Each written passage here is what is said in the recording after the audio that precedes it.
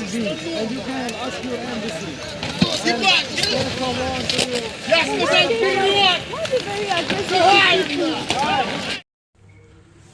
अस्सलामुअलैकुम, मेरा नाम मोहम्मद अदनान है और मैं ब्राज़ील में फर्स्ट ईयर मेडिकल स्टूडेंट हूँ। और हम लोग ने खारकीव से ट्रैवल किया है, मतलब ये बॉम्बिंग और इस सब में। और 24 को जब बॉम्ब ब्लास्ट हुआ था उस दिन से हम लोग 6 दिन बंकर में रहे हैं। बंकर में हमारे पास लिमिटेड फूड था, लिमिटेड पानी था। पानी हमें वहाँ पे ख़रीदना पड़ता था, तो इसलिए पानी हमारा ख़त्म हो रहा था धीरे धीरे। हमारे पास खाने के लिए कुछ नहीं था और मतलब मैस वगैरह से खाना नहीं मिलता था।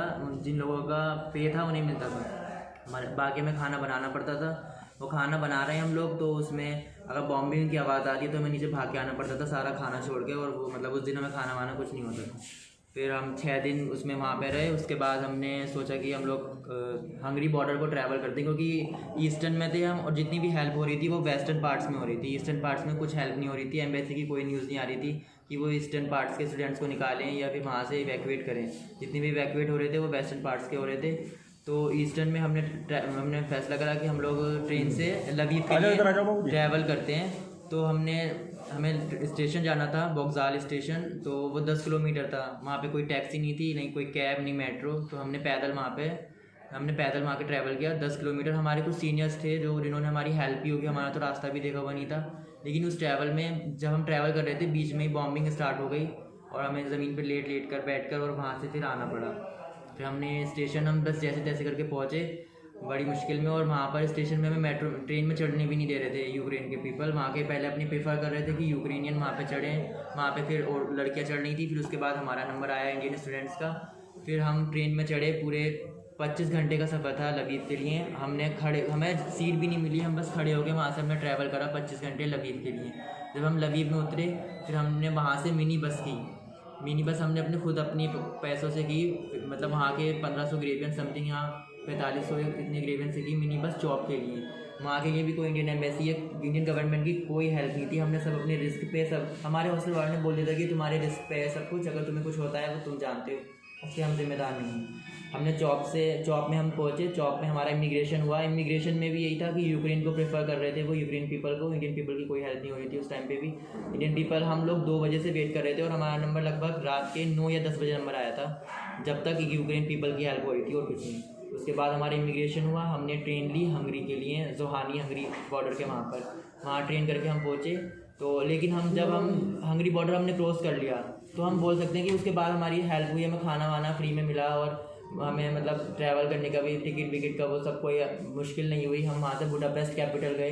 कैपिटल जाने के बाद से मेरा नाम गुलाम बदरुद्दीन है, पापा का नाम गुलाम साबिर। यूक्रेन से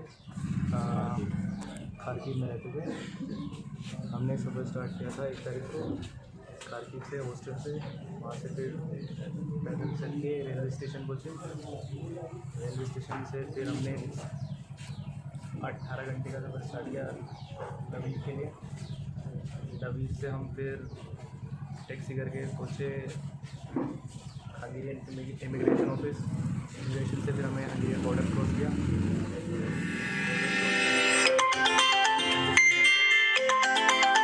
ट्रैवल कराया दोबारा हंगेरिया में। फिर हंगेरिया के बाद हमें फिर फ़्लाइट के लिए बाई बस बुडापेस्ट में स्टे किया। बुडापेस्ट से फ़्लाइट हमें प्रोवाइड की है। फिर हमें दिल्ली में ड्रॉप किया। दिल्ली से हमें यूपी भवन में। दिल्ली कौन सा है? Indira Gandhi airport, Indira Gandhi terminal. अच्छा, ये बता दे रहे हैं जो यूक्रेन से आ रहे हैं छात्र जो आ रहे हैं, वो ये बता रहे हैं कि हम उनके साथ मार्केट भी की जा रही है। काफ़ी हद तक वहाँ के लोकल तो यूक्रेन की सेना कर रही है या वहाँ नागरिक वगैरह कौन? उनके लोकल सी, मतलब जो नागरिक है ना वो अच्छा ट्रीट नहीं कर रहे हैं। वो कर रहे हैं ज़्यादा प्रेशर। हाँ, पानी वगैरह में भी दिक्कत कर रहे हैं। और जो वहाँ के सुपर मार्केट से पानी में भरना पड़ता है ना वहाँ पे पानी भाई, मार्केट मशीन वगैरह खरीदने दे रहे हैं।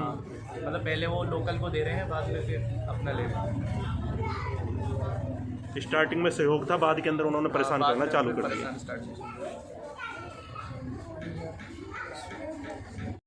मेरा नाम मोहम्मद आतिफ है, मैं मदाना फतेहपुर का निवासी हूँ। मैं अभी यूक्रेन से आया हूँ। पहले तो गवर्नमेंट कह रही थी कि हम उन्हें निकालेंगे, लेकिन जब हमने देखा कि सारे दरवाजे बंद हैं तो फिर हमने कुछ सीनियर से बात की, तो वो भी जा रहे थे, तो हमने उनसे रिक्वेस्ट की कि आप हमें भी लेकर चलें। तो फिर बहुत रिक्वेस्टों के बाद वो माने और हमें लेकर जाने को तैयार हुए। तो सुबह को हम बंकर से निकल के रेलवे स्टेशन की तरफ चले, तो पहले तो कोई टैक्सी नहीं मिली, तो फिर हम पैदल रेलवे स्टेशन तक 10 किलोमीटर पैदल गए। तो रेलवे स्टेशन तक पहुंचने ही वाले थे, उससे पहले ही बमबारी शुरू हो गई। तो हमने 1 किलोमीटर लेट कर और दीवारों के पीछे छुप कर बड़ी मुश्किलों से रेलवे स्टेशन पहुंचे। फिर वहां जाके देखा तो रेलवे में चढ़ने नहीं दिया जा रहा था। तो फिर वो लास्ट टाइम पे बड़ी मुश्किलों में एक डिब्बा खाली मिला, तो उसमें धक्का मुक्की करके हम चढ़े। और पूरे रास्ते हम वहाँ से लगे गए थे 1300 किलोमीटर, तो 24 घंटे हम खड़े होकर सफ़र किया था हम। और उसके बाद हमने वहाँ से वैन की, मिनी बस, वो बहुत महंगे पैसों में $100 में हमने वहाँ से करके हम फिर वहाँ पहुँचे चौक। फिर वहाँ से हमें एम्बेसी वालों ने टिकट विकेट वो भी हमने अपने पैसों से लिए। वहाँ इमिग्रेशन के बाद फिर हम वहाँ से एक जगह जोहानी पहुँचे। वहाँ हमें एम्बेसी वाले मिले, उन्होंने उससे आगे हमें जोहानी के बाद बुडापेस्ट पहुँचाया। बुडापेस्ट से हम एयरपोर्ट के लिए गए। फिर उसके बाद हम दिल्ली आ जाए हैं, और फिर उसके बाद यूपी भवन से हमें कार घर तक छोड़ कर गई। वहाँ पब्लिक या सेना वगैरह यूक्रेन की या रूस की जैसे कोई मिल रहा है, जो मारपीट की घटना बताई जा रही है बच्चों के साथ? हाँ, कुछ बच्चों के साथ वहाँ की आम पब्लिक कर रही है या वैसे लोग हैं? आम पब्लिक वैसे नहीं कर रही, लेकिन वो बहुत चिड़े हुए हो रहे हैं लोग, जो पानी उनी में या जो भी चीज़ें मार्केट से सामान लेने में, उसकी वजह से, क्योंकि उनके पास भी का लिमिटेड ही सामान है, तो वो भी पहले खुद को लेना चाह रहे हैं। पहले वो खुद ही को प्रीफर कर रहे हैं, बाद में इंडियन को भगाया भी जा रहा है बहुत जगह से। बहुत परेशान हैं। मैं तो कहूँगा कि लोगों के पास, हमारे पास नहीं था 2 दिन पीने का पानी, हमने वो टंकी का पानी पिया है गर्म कर करके जैसे तैसे करके। और हमें आज 4 दिन हो गए, हमने खाना भी नहीं खाया है अभी तक। थैंक यू बेटा।